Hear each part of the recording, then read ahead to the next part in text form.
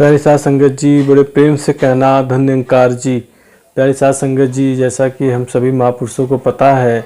कि जो महाराष्ट्र का समागम स्टार्ट हुआ था, वही प्रोग्राम आगे फिर इस तरीके से कारवा बढ़ते हुए आज 11 तारीख को मुंबई में भी जो प्रोग्राम हुआ,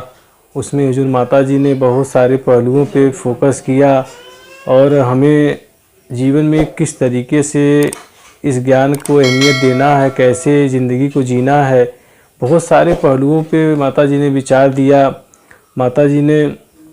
हमारे जीवन के महत्वपूर्ण पहलुओं की तरफ इशारा कराते हुए माता जी ने कहा कि ये जो सत्संग का आयोजन होता है, यहाँ पे जब हम लोग उपस्थित हैं तो इसका मुख्य कारण क्या है।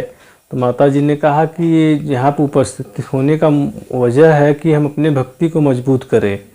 यहाँ उपस्थित होने का उद्देश्य ही है कि भक्ति के पथ पे हम और मजबूती से आगे बढ़ते चले जाएं। जब तक हमारे जीवन में ये भाव नहीं आते हैं कि गुरु जो कह रहा है और उसको हम जब एक्सेप्ट नहीं करते हैं तो जीवन में बात बन नहीं पाती है। फिर वो जीवन को मजबूत करने वाले पहलू, जो भक्ति को मजबूत करने वाले पहलू जो माता जी चाह रही हैं, वो बन नहीं पाता। जब तक हम गुरु के वचन को मानते नहीं हैं तब तक बात उस तरीके से जीवन में नहीं उतरती। हुजूर माता जी ने आगे भी बताया कि अगर सुधार करना है अपने आप का तो ऐसा नहीं कि कुछ पल के लिए सुधार कर लिया गया,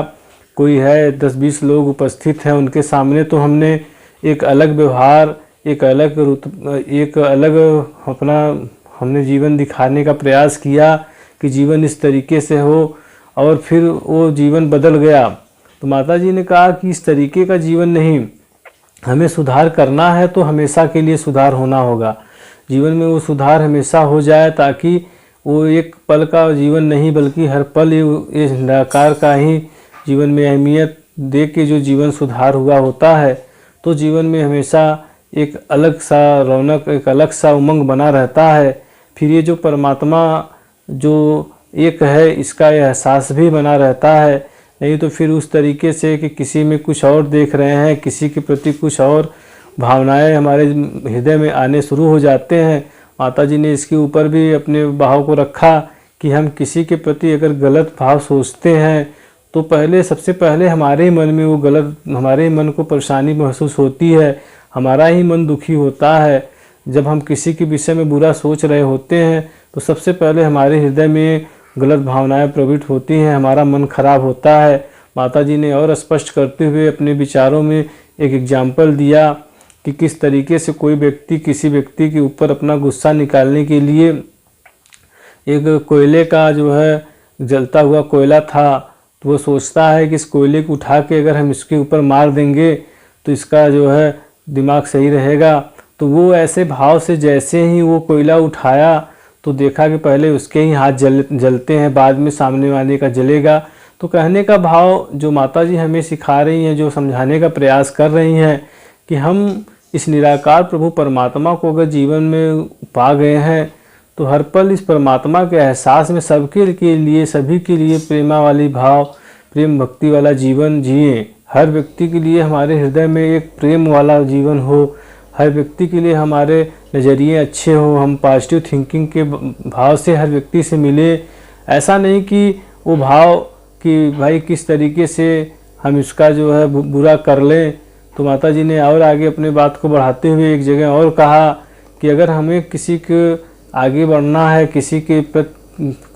भाव को आगे ले जाना है तो हमें किसी की लाइन को छोटा नहीं करना है बल्कि अपनी लाइन को बढ़ा देना है। यानी कि किसी के जीवन को देखकर हमारे अंदर ये भाव नहीं होना है कि हम इसके तरीके से जीवन जी रहे हैं तो इसको ही नीचे गिरा दे तो हम अपने आप ही आगे बढ़ जाएंगे। माता जी कह रही हैं ऐसा नहीं करना है। माता जी कह रही हैं कि अपने लाइन को ही बड़ा करना है। वो जैसा जी रहा है उसको भी मुबारकबाद देते हुए उससे आगे निकलने का भाव अगर मन में आ रहा है तो हम अपने अंदर करुणा, दया, प्रेम वाली लाइन और खींचते चले जाएं और लंबी कर लें कि उसकी लाइन छोटी पड़ जाए पर आपकी लाइन लंबी रहे, परंतु किसी और की लाइन मिटाना ना पड़े। तो गुरु जो कह रहा है जब हम उसको उस हिसाब से समझते हैं, जैसे बाबा हरदेव सिंह जी महाराज एक बात कहा करते थे कि बचपन में जब वो बच्चे रहते हैं तो बच्चा जो है पिता से पूछता है कि पिताजी चाँद कहाँ है, तो बच्चा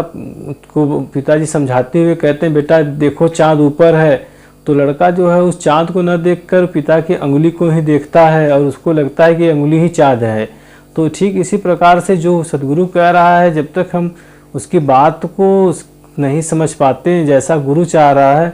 ऐसा जब हमारे अंदर फीलिंग नहीं बनता है, तब वो बात जीवन में बन नहीं पाती, फिर वो जीवन में वो ऊंचाई वाली भावना नहीं आ पाती, फिर वो जीवन एक संतुलित जीवन नहीं हो पाता। ऐसा नहीं कि आखिर माता जी ने फिर अपने विचारों में फरमाया कि मनुष्य को अपने जीवन में क्या अपनाना है और क्या छोड़ना है, ये बहुत अहम बात है। तो मनुष्य जीवन में क्या अपना रहा है, क्या छोड़ रहा है, इस पर भी माता जी ने आगे से वो बात रखी कि हमने जीवन में अच्छाई को ही अपनाते चले जाना है। अगर बुराइयां आ रही हैं तो उसको हम छोड़ते चले जाएं और अच्छाई वाले पहलू को ही लेके चलते चले जाएं। ऐसा नहीं कि हम सिर्फ त्याग ही करते रहें। माता जी ने फरमाया कि सिर्फ त्याग करने से ही जो है प्रेमा भक्ति पर हम आगे नहीं बढ़ते, बल्कि त्याग के साथ साथ जो है हमें संतुलन बना के जीवन जीना है। तो प्यारी साध संगत जी, अगर ये वीडियो आप सबको अच्छा लग रहा है तो इस वीडियो को अपना प्यार दें और चैनल को लाइक, सब्सक्राइब और कमेंट जरूर करें। प्यार से कहना, धन्यकार जी।